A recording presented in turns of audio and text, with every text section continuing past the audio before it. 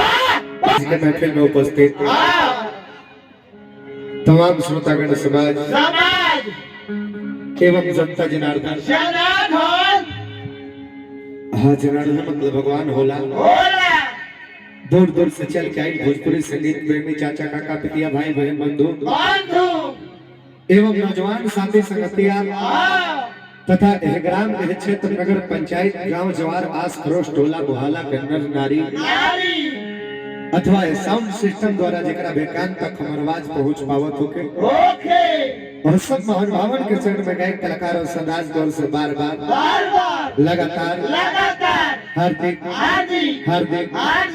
वंदन अभिनंदन के साथ साथ हमारा प्रणाम नमस्कार के स्वीकार करे से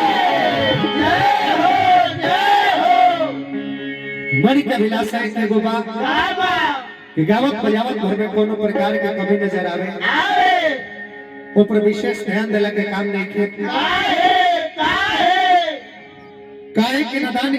मानल जाला गलती कोई बर के बरपन बतावल जाला गलती पर विचार कर के बुझ समझ के क्षमा करी ऐसे जानबूझ के गलती करब जाना है लेकिन गारंटी भी ना ले हम जाके रात भर में हमने लड्डी मने देखे के पहले शायद कभी गलती भी हो सकेला काहे कि गीत संगीत तथा सागर है ना महासागर में भी बढ़ के उपमा दियल गइल बे एकरा अंदर पहुंच पावल तो बड़ा दूर के बात बा हमने कभी करीब किनारे को भी नहीं के जा पहुंचल बड़ी खुशी की बात बा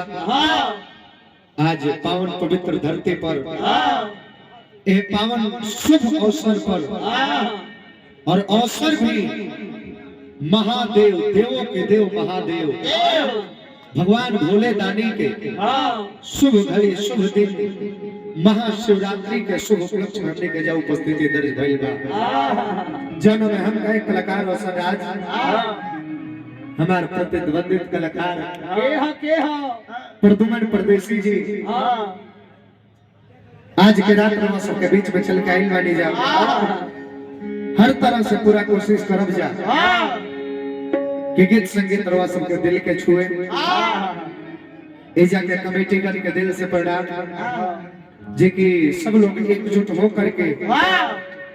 और इतना सफल कार्यक्रम रवा सब रखनी इतना बढ़िया मेला इतना लोग के भीड़ और मुख्य अतिथि गण के इतना सुंदर सा सेवा सत्कार विधायक जी जिला परिषद साहब